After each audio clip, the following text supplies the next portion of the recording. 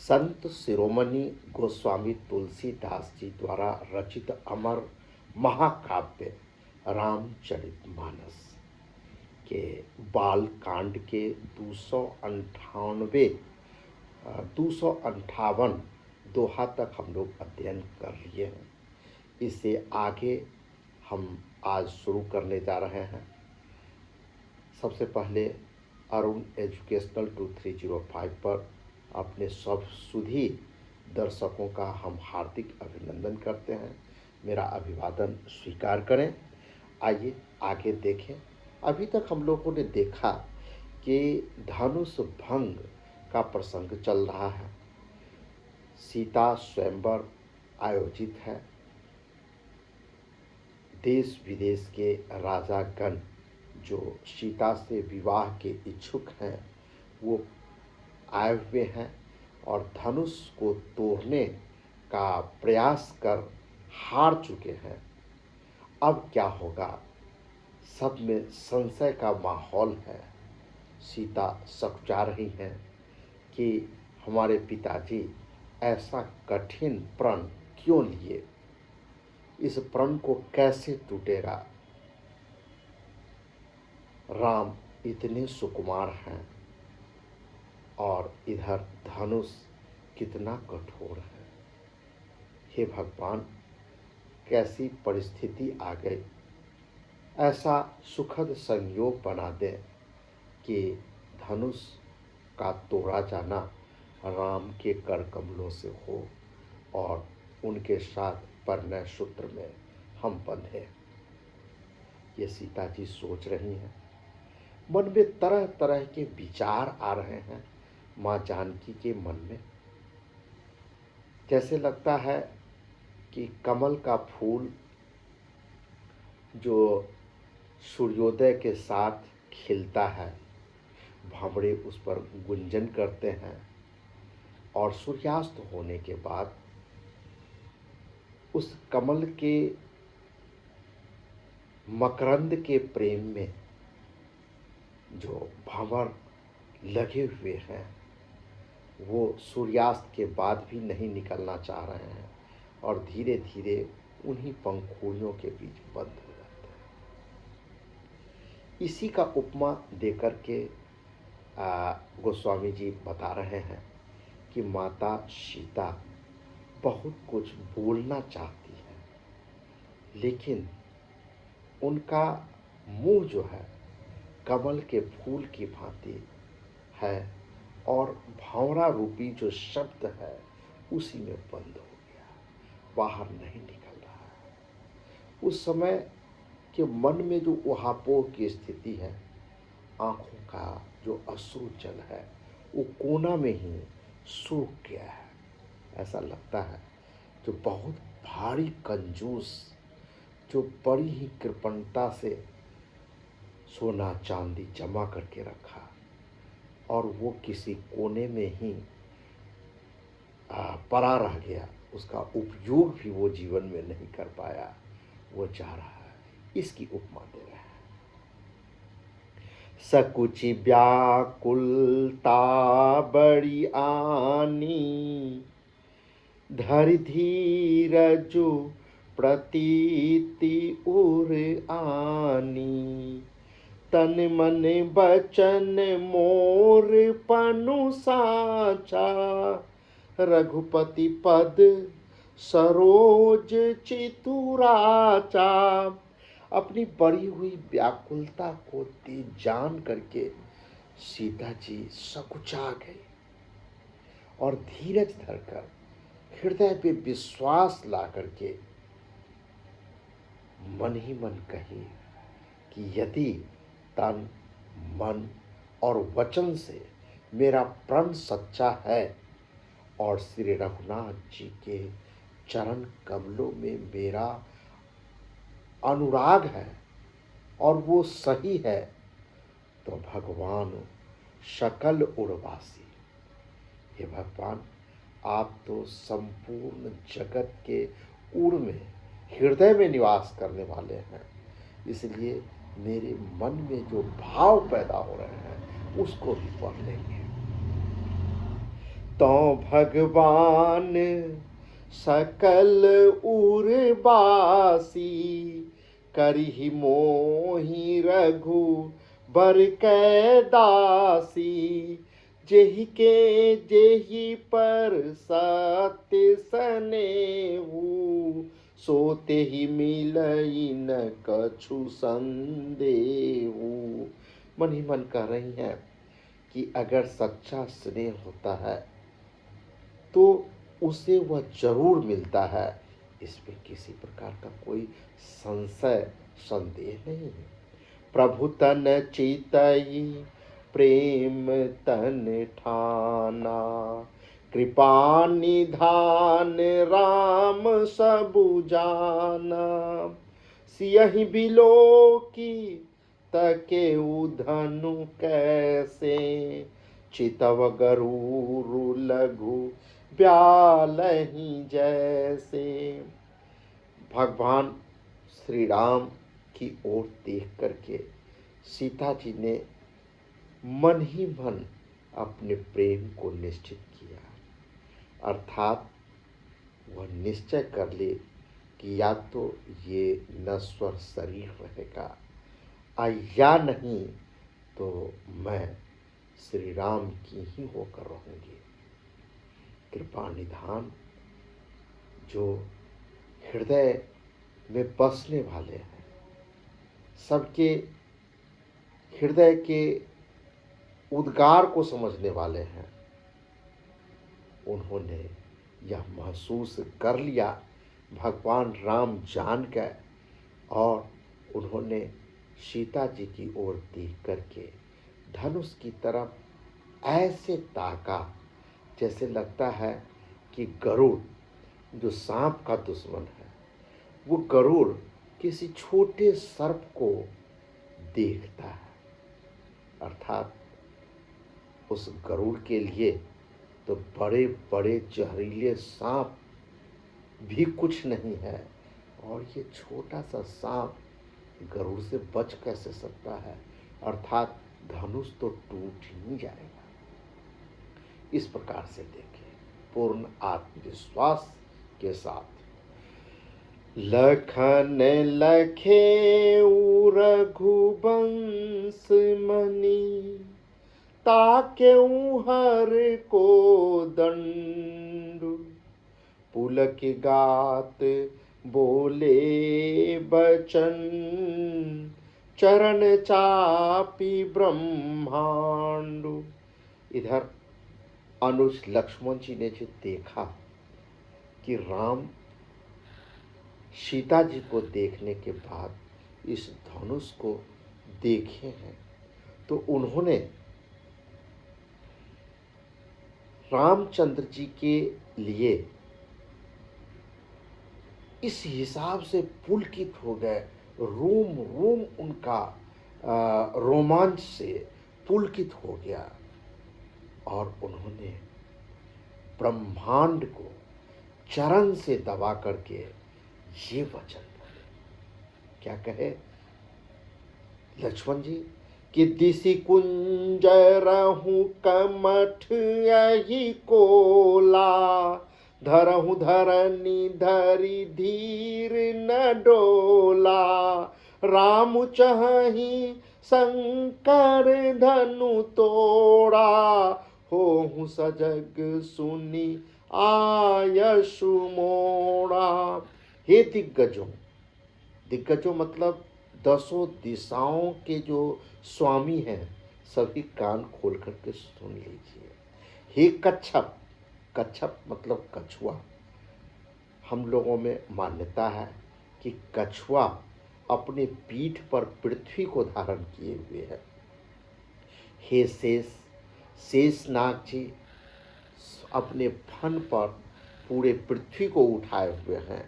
हे वाराह, धीरज धरकर सब मिल करके पृथ्वी को थोड़ी देर के लिए थामे रहो, जरा सा भी इसमें हिलडोल नहीं होना चाहिए। क्यों? क्योंकि हमारे बड़े भ्राता श्री रामचंद्र जी धनुष को तोड़ने जा रहे हैं। उनकी इच्छा है तोड़ें, वो तोड़ने के लिए तत्पर हैं। इसलिए सभी सावधान हो जाओ। एक प्रकार से लक्ष्मण जी ने एक अलर्ट जारी किया और पूरे जो प्रशासनिक महकमा है उसमें हड़कंप मच गया। एकाएक अलर्ट जारी हुआ, सभी अलर्ट मोड पर आ गए।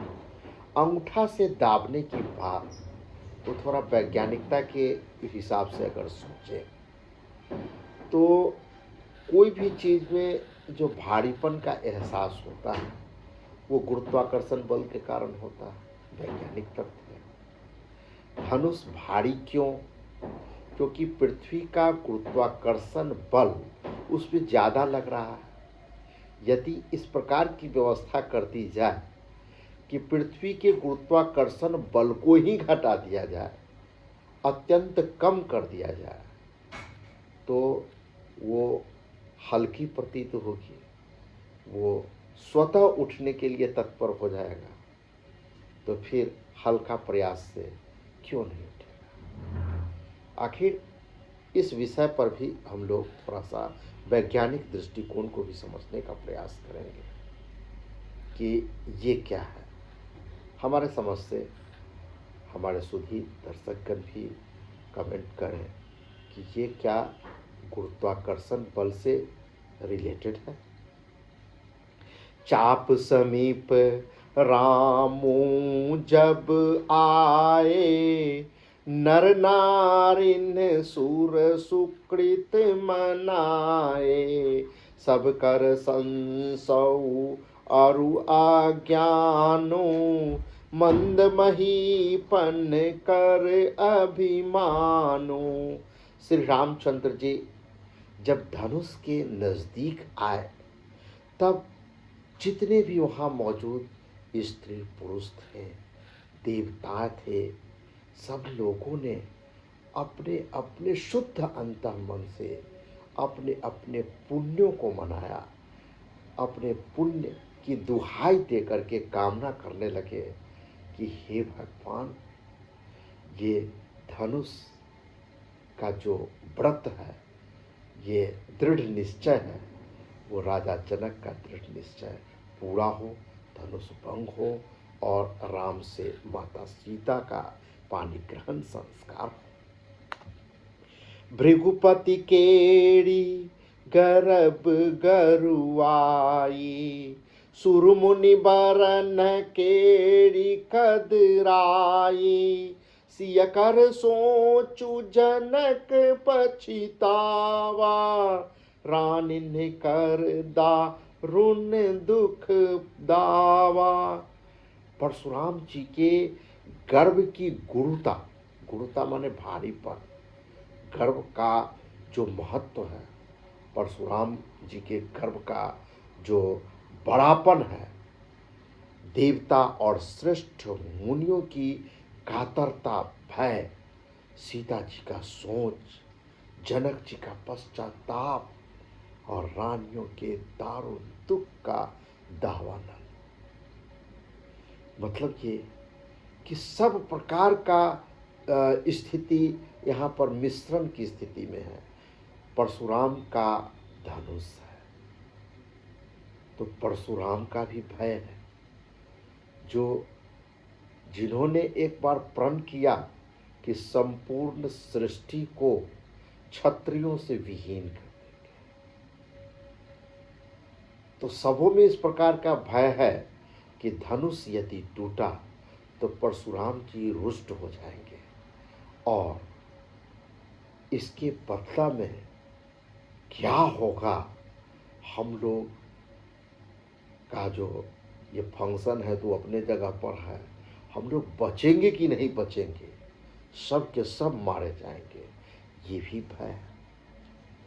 देवता और श्रेष्ठ मुनि की कातरता, वो जो है सो मन ही मन जो भय बैठा हुआ है, सो सीता जी की सोच, उनका क्या कह रहा है। जनक जी अलग पश्चाताप कर रहे हैं कि हमारी मति मारी गई थी कि हमने इतना बड़ा कठोर शर्त रखा, ये शर्त पूरा ही किसी से नहीं हो रहा है, आखिर हमारी बेटी कुंवारी तो नहीं रह जाएगी, ये पश्चाताप उनके मन में है। और रानी सब भी तरह तरह के विभिन्न दुख का जैसे लगता है पहाड़ टूट गया है कि हमारी बेटी की शादी होगी कि नहीं, पता नहीं भगवान क्या लिखे। ये बड़ा ही उस समय में बड़ा विचित्र माहौल है। शंभु चाप बर बोहि तु पाई, चढ़े जाई सब संगु बनाई। राम बाहुबल सिंधु अपारू, चहत पारू नहीं को कर हारू। ये सब शिव जी के धनुष रूपी बड़े जहाज को पाकर समाज बनाकर उस पर जा चढ़े। ये श्री रामचंद्र जी की भुजाओं के बल रूपी अपार समुद्र रूपी समुद्र के पार जाना चाहते हैं, परंतु कोई केवट नहीं है, मतलब नाव को खेने वाला नहीं है। ये लोगों को समझ में नहीं आ रहा है कि धनुष का सहारा लेकर के सभी लोग जितने भी विरोधी स्वभाव के हैं उस सब जाकर के उस पर चढ़ गए,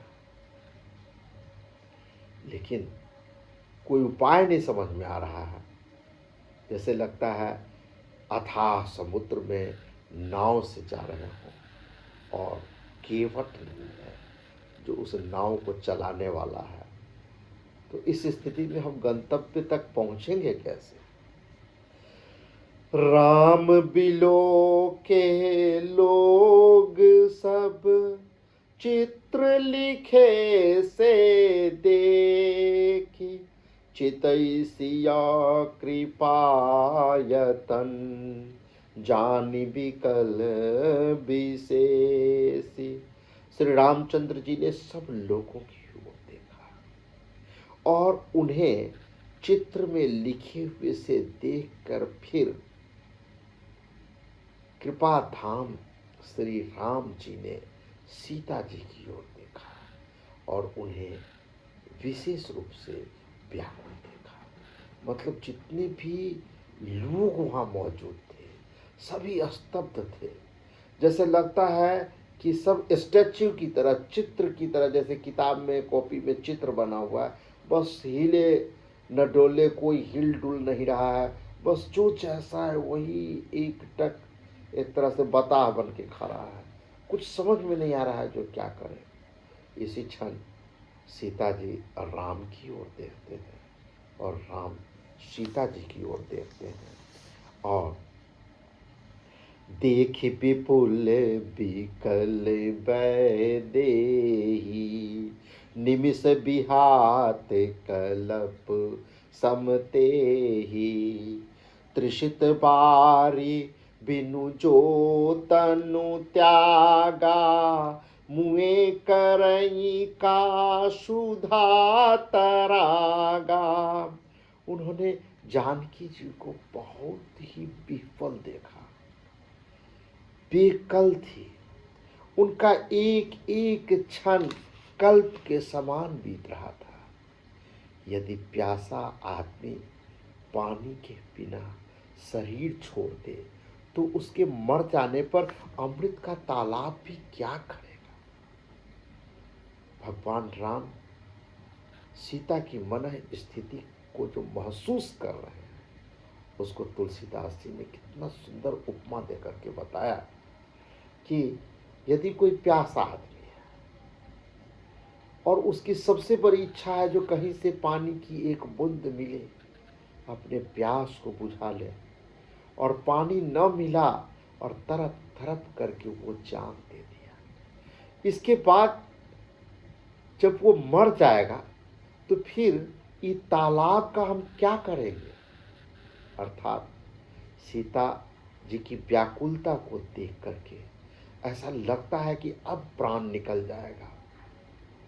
राम यदि धनुष भंजन नहीं करते हैं तो क्या होगा जब वो देह को त्याग देगी, उसके बाद हम धनुष को तोड़ ही के क्या करेंगे? ये राम जी सोच रहे हैं।